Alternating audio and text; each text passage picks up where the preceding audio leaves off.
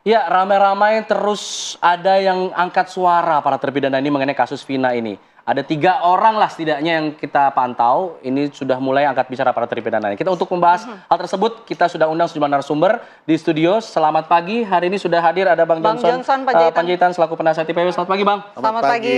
Melalui sambungan Zoom juga kita sudah bergabung bersama dengan Irjen Pol Purnawirawan Beni Mamoto selaku Ketua Harian Kompolnas RI. Selamat pagi Pak Beni. Selamat pagi Pak Beni. Selamat pagi. Baik. Nah, kita juga sudah bergabung bersama Cindy Sembiring selaku pengacara terpidana Rivaldi, terpidana pembunuh Vina. Selamat pagi. Selamat pagi Mbak Cindy. Pagi. Assalamualaikum. Ya, ini saya ingin ke Mbak Cindy dulu. Mbak Cindy, ini Rivaldi alias Ucil juga kemudian memutuskan untuk angkat bicara, berbeda dengan hasil persidangan. Ada yang dikemukakan oleh Ucil, ada kejanggalan di sana. Apa sebenarnya tujuan dari Ucil ini angkat suara? Baik, terima kasih. Saya mewakili klien saya ya. Kenapa kami tim pengacara akhirnya angkat bicara? Karena sekarang ini kan sudah makin simpang siur. Ya, maaf, kedengeran? Kedengeran? Silakan Mbak Cindy. Ya, siap, baik.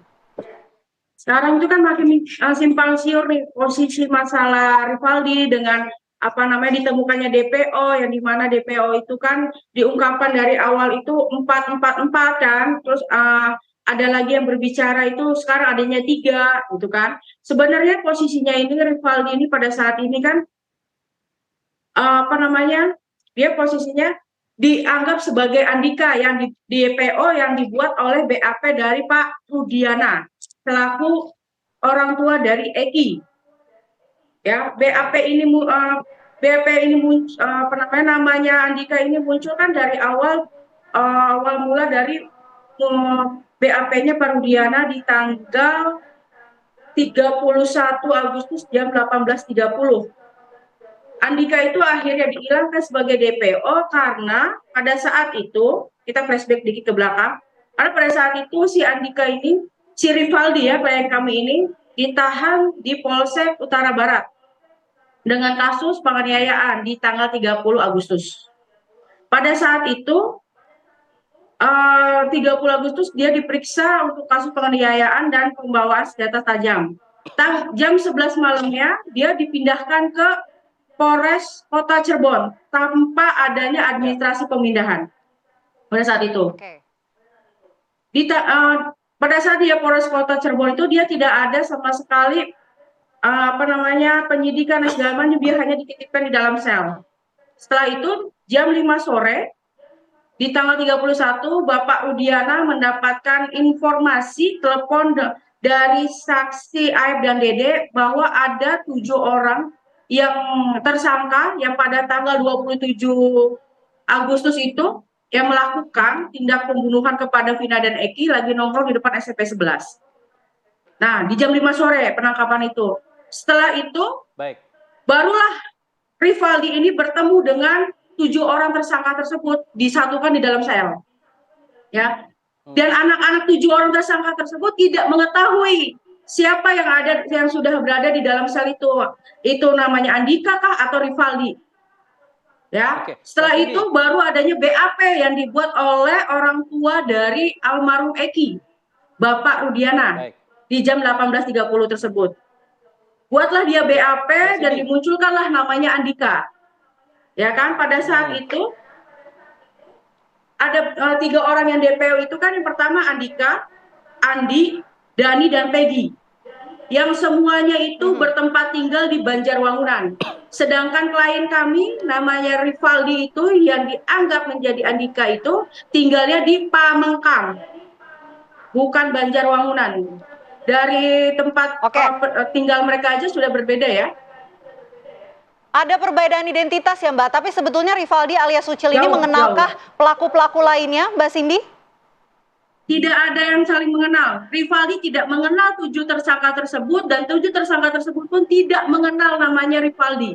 Jadi pada saat itu sebelum di BAP, setelah BAP pertama itu kan namanya Eka ya, Eka jam 20.20 itu disebutkanlah namanya Rivaldi menjadi Andika. Di situ tidak pernah muncul namanya Rivaldi. Selalu Andika. Sampai ABAP selesai. Ya. Nah, pada saat udah itu, dakwaan pun menjadi namanya Rivaldi Aditya Wardana alias Andika. Ya. Nah, setelah dakwaan kita berjalan untuk persidangan segala macam, barulah pihak jaksa itu merubah nama. Karena kami tetap kekeh bahwa itu adalah namanya Rivaldi, bukan Andika. Seperti itu, Mbak. Mbak Cindy, apakah ini kemudian protes yang Anda sampaikan sekarang ini dulu sempat keluar di persidangan bahwa ia dipaksa digabungkan dengan tersangka lain yang kemudian tidak ada kaitannya dengan kasusnya Rivaldi, lalu kemudian yang tadi Anda katakan ada sejumlah kejanggalan di sana, Anda sampaikan ini di persidangan? Sudah, Mas. Sudah semua kami lakukan sebagai tim pengacara. Kami melakukan sampai kita membawa akte kelahirannya Rivaldi, ya kan? Bahwa Rivaldi itu nama ini, dan sampai kita pun membawa teman-temannya. Biasanya kan ada nama Rivaldi tapi di teman-teman namanya berbeda, tapi nama Rivaldi itu di teman-temannya itu hanya terkenal menjadi nama Ucil karena badannya kecil. Nah, jadi makanya Rivaldi alias Ucil, bukan Andika. Nama Andika hilang setelah adanya tuntutan. Baik, saya ingin ke Bang Johnson di sini. Bang Johnson, kalau Anda melihat di sini apakah ada ketidaksesuaian prosedur hukum yang berlangsung pada saat penulisan BAP di sana, atau bagaimana? Apakah ini kan baru muncul disampaikan pada persidangan, tapi kemudian baru muncul sekarang lagi. Apakah ini akan mengubah jalannya kasus atau seperti apa menurut Anda? Yang pertama kan kasus ini sebenarnya sudah diputus dan sudah dieksekusi. Betul. Sudah inkrah. Ya, tapi kalau persoalannya seperti ini menurut saya sejak awal sudah parah ini karena identifikasi pelaku itu loh. Error in persona berarti? Ya bisa, prosedurnya, Pak? Prosedurnya. Itu kan ada sidik jari, ada foto dan lain sebagainya kan. Nah, itu yang menurut saya jadi sangat mendasar, bukan hanya olah TKP. Jadi sebelumnya itu, dan itu menjadi masalah sekarang ini, ya kan? Yang kedua, kalau kita menyangkut identifikasi ini dan hubungannya dengan kasus, tidak saling kenal ternyata, ya kan? Menurut pengakuan dari tetapi kan Rivaldi. sekarang ini masyarakat kayak dipaksa, oh ini proses ini sudah benar, tapi rasa keadilan masyarakat mengatakan sekarang ini bukan cuma peradilan sesat, proses penegakan hukum yang sesat. Karena lihat saja, dari awal saja identifikasinya kayak begini, ya, levelnya Polres loh, ya, Polres ini levelnya. Tapi saya kira ini bukan hanya kesalahan atau kita mencari kesalahan hanya polisi, menurut saya, tapi ini juga ada kejaksaan, ada juga pengadilan, karena hampir semua itu pasti mengidentifikasi dan mencocokkan orang-orang yang diproses dan yang diadili. Nah, ini persoalannya sekarang berbuntut panjang jadinya. Ya, berbuntut panjang. Karena itu menurut saya semua harus bertanggung jawab, dievaluasi, diaudit dan dieksaminasi. Dan dimintain pertanggungjawaban orang-orang yang tidak bekerja sesuai dengan prosedur. Sebenarnya itu prosedur-prosedur mendasar. Ini kan sudah berlangsung lama nih. Sudah 8 tahun gitu. Menguliknya lagi begitu. Ya, kalau proses penegakan hukum kita mau diperbaiki, semuanya harus diperiksa. Mau tidak mau. Mau tidak mau. Kalau tidak, maka yang rusak proses sistem peradilan pidana kita yang dikatakan integrated criminal justice system. Gak ada justice jadinya nih. Yang ada adalah kriminalisasi jadinya kan, bahkan praktek-praktek obstruction of justice, yang justru terjadi.